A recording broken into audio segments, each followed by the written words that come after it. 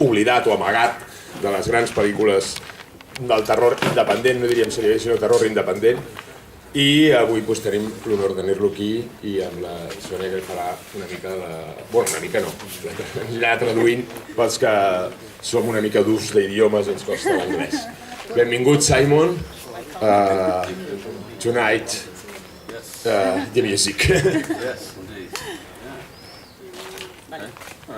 La gente pregunta. Pero le paso las preguntas. Las preguntas. No, al principio hay que charlar. El Charla. Okay. Yeah, well, I could just talk. You're gonna translate? Well, do we? Sí. Okay. I'm going to repeat a lot of what I've just said. Okay. Gentlemen. Okay. Film music is not something that I ever planned to do. I guess, in the words of John Lennon, life is what happens to you when you're busy making other plans. Translate that. Yeah, thank you. Bueno, Simon comenta que el hecho de hacer bandas sonoras de películas no era lo que tenía planeado para su vida. Y en palabras de John Lennon ha comentado también que John decía que la vida es lo que te pasa mientras estás haciendo otros planes. So I never planned to be a film composer at all. My life is a series of accidents, like most people's, really. And the best accident that happened to me, really, was I was always a musician. I've never done anything but music. But there's a point in my life when I was working in Italy, in Rome, as a record producer, producing Italian singer-songwriters, and in particular a very famous pop star called Renato Zero, which I don't know how much you want me to translate. Do people understand me, or you? Yeah, you understand? More or less. More or less. Okay. Well, yeah, okay. Bueno, no planeaba ser compositor de bandas sonoras, pero bueno, su vida está llena de accidentes, de cosas que le han pasado de manera espontánea. Dice que el mejor que le ha pasado es que, bueno, él siempre ha sido músico, no ha hecho otra cosa en su vida que ser músico, y que cuando estaba en Italia, en Roma concretamente, trabajaba como productor de un artista pop muy conocido que se llama Renato Zero. And? Okay. Well, what happened was that just from being in Italy, and I had a few hit records in the charts, I went to a party and I was introduced to a guy called Dario Argento. I had no idea who he was. I was saying to these gentlemen of the interview I did earlier, a few years before, so 5 or 6 years before I met him, a girlfriend of mine had been to see a film called Suspiria, and I didn't want to go because I was scared of horror films. And so she came back and she said, I saw this really terrifying film with fantastic music. I said, oh really? Anyway, that was 5 or 6 years before I met Dario Argento, and then I didn't connect the two things. He was just a guy I met at a party, and he said to me, would I be interested to work with the guys from a band called Goblin on the film, which was a film called Phenomena. And I said, I'd had some wine at that point. I said, yes, I'll do that. Okay. Bueno, pues en esa época tenía varios hits en las listas de ventas italianas. Y bueno, un buen día le invitaron a una fiesta y conoció al director Dario Argento.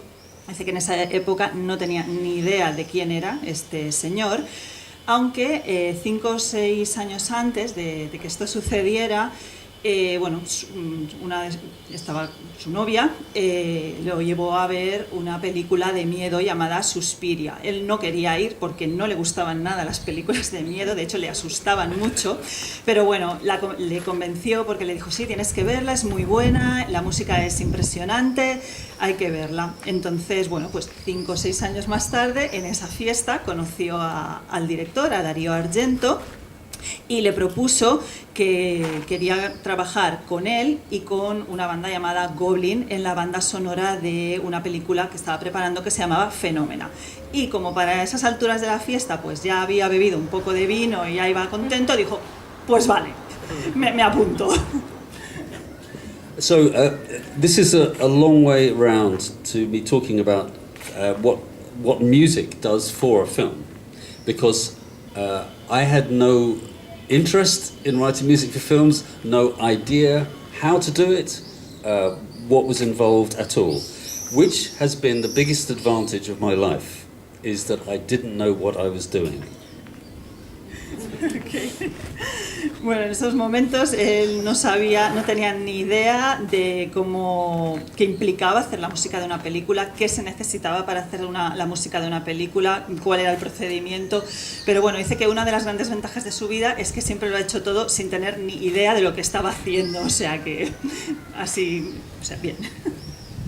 The reason I say that is because I get emails all the time from young students who are studying film music, asking me how do you become a film, how do you get on, how do you get work.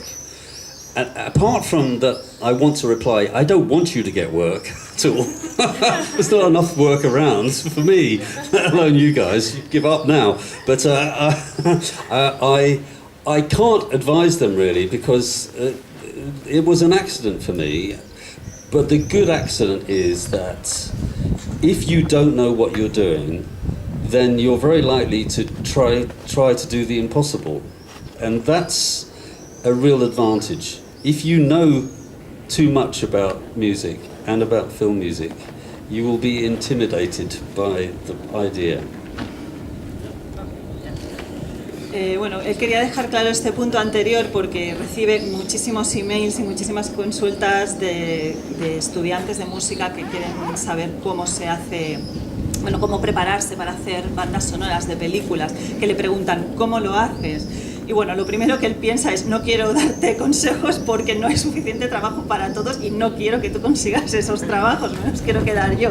Pero bueno, luego resulta, o sea, siendo serio, ya dice que no tiene ningún consejo que darles porque él llegó a este mundo, a esta parte laboral por accidente, o sea que no tiene ningún consejo que darle, no hay nada que le pueda decir, y que lo único que puede decirles es que si no tienen ni idea de lo que están haciendo, harán lo imposible por sacarlo adelante y por hacerlo, y eso es una gran ventaja. Sin embargo, si se preparan demasiado, si tienen demasiados prejuicios, si saben demasiado del tema de las bandas sonoras, pues puede que se sientan intimidados por la idea de algún proyecto y que no lo lleven a cabo.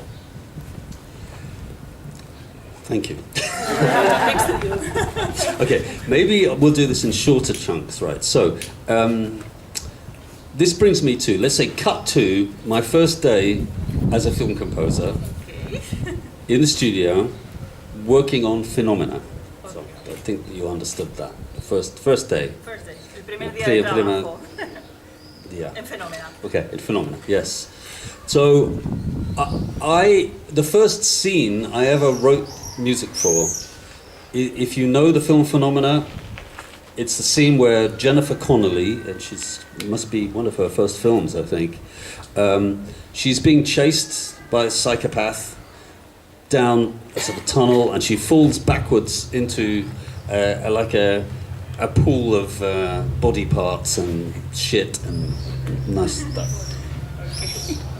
Dice que la primera escena para la que tuvo que trabajar, bueno, para la que tuvo que componer música en Phenomena, es una escena en la que Jennifer Connelly es perseguida por el psicópata, el malo de la película, por un túnel y se cae de espaldas en una especie de piscina llena de trozos de cuerpos y porquería cosas muy agradables.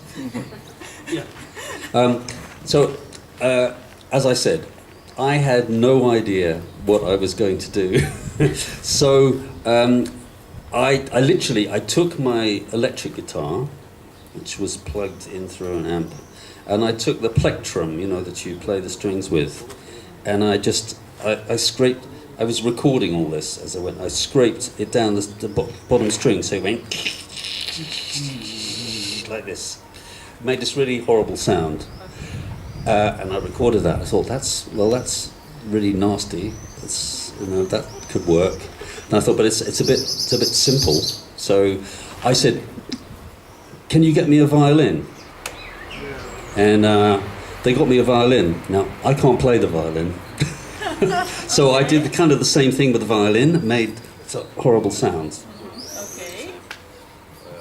Bueno, insiste, no tenía ni idea de lo que iba a hacer, era su primer día de grabación, así que cogió la guitarra, cogió la púa de la guitarra y lo que hizo fue por la cuerda más gruesa, la más grave, rascar toda la cuerda con la púa de arriba abajo, desde el principio del mástil hasta el final. Y hizo un ruido súper desagradable y bueno, lo grabó. Luego, ¿qué hizo? Pues pidió un violín. No sabe tocar el violín, así que decidió hacer lo mismo, pero con la cuerda del violín. Yeah. So effectively, I guess I was thinking of myself being like Picasso, really. I was just, painting with sound, really. And of course, then I got to the point where I had to play this to Mr. Argento, and I was very nervous. And Dario came to the studio, and I played him this experiment in sound, really. And he looked at me and he said, "It's beautiful." So at this point, I realized there was like an explosion in my head that, oh shit, this could be really good fun doing this film music thing. So that literally was my first day. Okay. Bueno, en ese momento dice que se sintió un poco como Picasso, pero, pintando así con pinceladas, pero con sonido. Y bueno, él estaba muy nervioso, sobre todo porque Darío vino a ver cómo iban las grabaciones en ese primer día. Y le puso la grabación con los sonidos experimentales y Darío se quedó escuchando y dijo, oh, esto es muy bonito, es maravilloso, es precioso. Y en ese momento pues se dio cuenta, tuvo como una explosión en su cabeza y dijo, me voy a divertir mucho haciendo esta banda sonora, va a ser muy divertido. But I think the question that most people ask about film music usually comes from a place because when you go and see a movie, and this was the same for me as a kid watching movies, I didn't really think about music. You just experience it, as a whole with a film. It's not something you kind of... this is a good point about film music. Unless it's really bad. If it's really bad, you maybe notice it quite a lot. And I think that's a good principle for film music, which is that it is a collaboration. And if you do something that's a little bit too egotistical, it's something that's demanding too much attention, there are exceptions to this. Movies like Star Wars and things where clearly you are part of a popcorn experience, shall we say. In general, film music is something you experience, the audience experiences as part of a work of art, as part of an experience in general. Bueno, dice que en principio la música, que es algo en lo que él que es algo que los que vemos películas, y a él también le pasa cuando ve una película, que es algo, la música es algo que en lo que no pensamos, sino simplemente lo experimentamos como parte del todo de la película, y es algo que a veces nos pasa incluso desapercibido, a no ser que sea muy mala. Cuando la música en una película es muy mala, sí que nos damos cuenta de que está ahí. Entonces también dice que la música tiene que ser una colaboración, una parte de la película, pero que no requiera, que no robe demasiada atención al espectador. Bueno, aunque han mencionado Star Wars como una excepción a este caso en el cual la música pues es algo que forma parte importante de toda la experiencia de la película, las palomitas y el hecho de ir al cine a disfrutar de eso. This of course is not true for lots of other films which have very cool and good soundtracks, but it's a mistake for you to notice the music all the way through a film. I genuinely believe that. Even in great music like in Lawrence of Arabia, even you remember the one theme, here and there, but most of the film has music. It's just that it's not in your consciousness. Bueno, dice que esto sucede en otras películas, pero que en general, si te das cuenta de que de la música de la película, si te das cuenta de que la música está todo el rato ahí, es un error. Dice que, por supuesto, hay momentos cruciales de películas como Lawrence de Arabia, en lo cual te recuerdas la música de ciertos momentos concretos y no te das cuenta de que hay mucha música a lo largo de todo el resto del film. Now the interesting thing also about film music is that it's very unclear as a job description what it is that you are actually doing by adding music to a film. I am very aware that the point at which producers and directors of movies begin to think about the music is when they've shot the film and they are beginning to edit it. And the moment that they think about music is the moment of maximum paranoia, when they have no idea whether their film is any good or not. So music comes with this expectation of maybe fixing a shit film. And that is true for even the best films that I've done. That is true. Bueno, dice que lo interesante también de las bandas sonoras es que es bastante difícil describir qué haces cuando haces una banda sonora, y que él es muy consciente de que en el momento en el que tanto directores como productores de cine se ponen a pensar en la parte de la música, es cuando la película ya está grabada, ya está editada y todo el mundo que ha estado implicado en ella está en paranoia máxima, porque no saben si va a ser un éxito o va a ser un fracaso. Y entonces, claro, la música genera muchas expectativas, porque dice que a veces tiene que salvar una película de mierda, tiene que ser salvada por su banda sonora.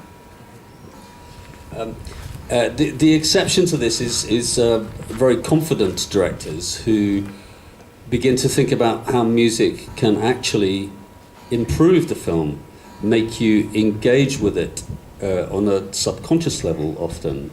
And I have to say, the director who gave me the best advice very early on in my career was a gentleman called Alejandro Jodorowsky. And I worked on a film called Santa Sangre for him, and this was a huge lesson for me in how film music can work in a film. There is a scene in the movie where the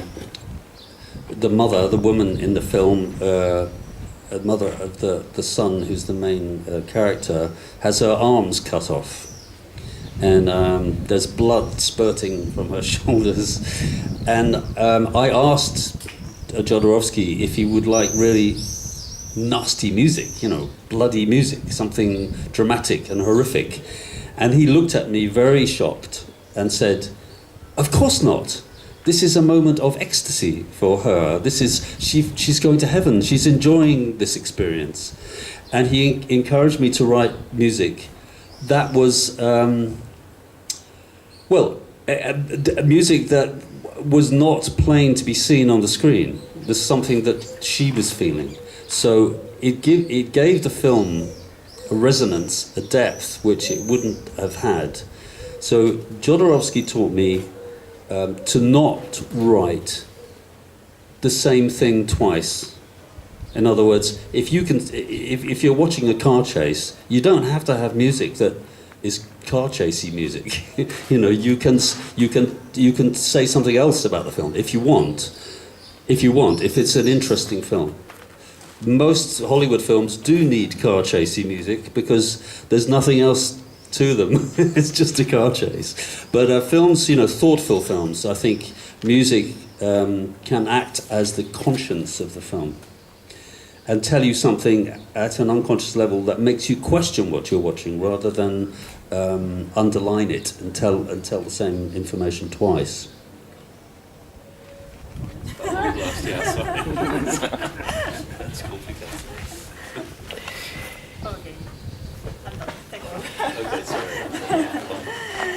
No problem. Sí, dice que por supuesto que hay excepciones a lo que anteriormente ha comentado de las paranoias y de las películas malas, y que son los directores que tienen muchísima confianza en sí mismos y en su obra y que creen que lo que hace la música es mejorarla. Entonces dice que el director que le dio el mejor consejo de su carrera y se lo dio cuando estaba casi empezando fue Alejandro Jodorowsky, con el que colaboró en Santa Sangre. Y bueno, colaborar con él en esta película fue una gran lección de lo que la música puede hacer por una película. Y bueno, ha hablado de una escena en concreto en la cual hay una mujer que es la madre del protagonista y que le cortan los brazos. Y Simon le preguntó a Alejandro: ¿quieres que haga una música desagradable, una música fuerte, una música fea para esta escena? Y él le miró con sorpresa y le dijo: no. Dice: no tiene por qué ser una música fea, es un momento de éxtasis para ella, es un momento en el que va a subir al cielo. Y quiero que sea una música pues acorde con este sentimiento que está viviendo ella. O sea, le hizo ver que la música tiene que dar profundidad a la escena, y también le dijo que no hay que escribir, el consejo que le dio es que no hay que escribir lo mismo dos veces. Es decir, por ejemplo, si en una escena de una película se ve una persecución de coches, la música no hace falta que te diga que estás viendo una persecución de coches, a no ser que la película sea, pues, por ejemplo, un producto muy de Hollywood, en el cual dice que la mayoría sí que necesitan que al espectador se le explique dos veces lo mismo, pero que en general la música lo que tiene que dar es profundidad y ser como la conciencia de la película, que no hace falta que le expliquen, que el espectador reciba la misma información por dos canales diferentes. Okay, an example of this, a very good example of that thinking that I took on board is in the film that you're screening tonight, Dust Devil. If you look out for the main theme, which is a theme which is sort of hummed, which is actually myself multi-tracked about 20 times, humming, I thought, why not make the music for essentially a quite nasty character, somebody who steals people's souls and mutilates them in a horrible way? Why not make a theme for him that is somehow almost romantic and